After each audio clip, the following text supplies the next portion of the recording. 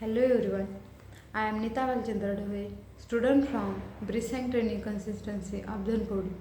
Today I will share video on technical topics. The topic is informed consent in clinical trials. Firstly to the what is the informed consent?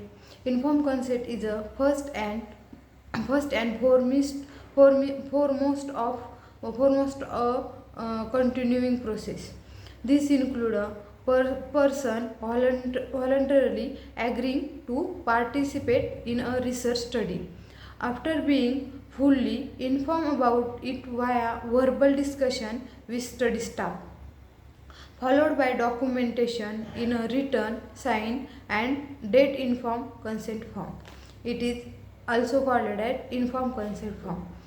Informed consent form, which included the informations a participant consent will be continually during the course of the study, and the participant will be notified or any changes to the study along along with any other pertinent information that may influence their decision to remain in the study. The informed consent is a communication process in which between the researchers and participants. The informed consent process is the start to before the research in initiate, and continues throughout the durations of the study, providing all relevant information to the volunteers and patients. The patient understanding the information provide voluntary agreeing to participate, a basic right. These are the informed consent is a communication process. And informed consent form, which elements to be valid. Informed consent form is to be valid. Informed consent form must be based on the following elements: capacity to give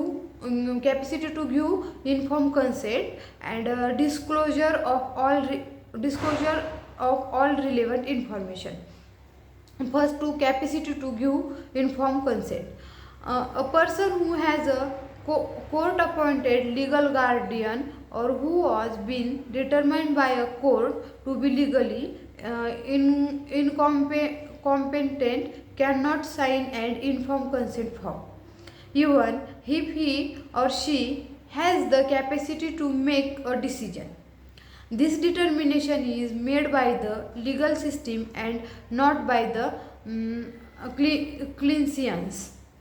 And next, to the disclosures of all relevant information, in which disclosure of all relevant information is: this information generally includes the purpose of the study, the nature of the procedures or intervention that is being studied, and the potential risk and benefit, as well as uncertainties of study participants and responsible alternative to participants in the study, and the participants obligations for the durations of the study. And next, to the step involves in the informed consent form. Firstly, to the a consent form is provided by the sponsors with the study protocols, or created by the site investigator. The consent form is personalized by each site, adding local contact name and number. The consent form is approved for use by the institutional review board. Next, to the investigator or designated study personnel inform the patient about the study purpose, risk and potential benefit. The patient is allowed time to read the consent form, ask question and consider participation.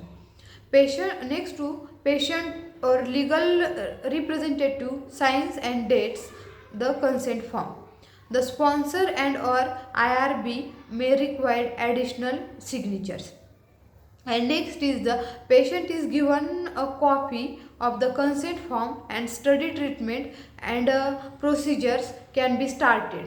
This is the process of the informed consent form in clinical trials. This procedure is depends on the patients, and this forms is in all the information regarding to the patients. And thank you so much.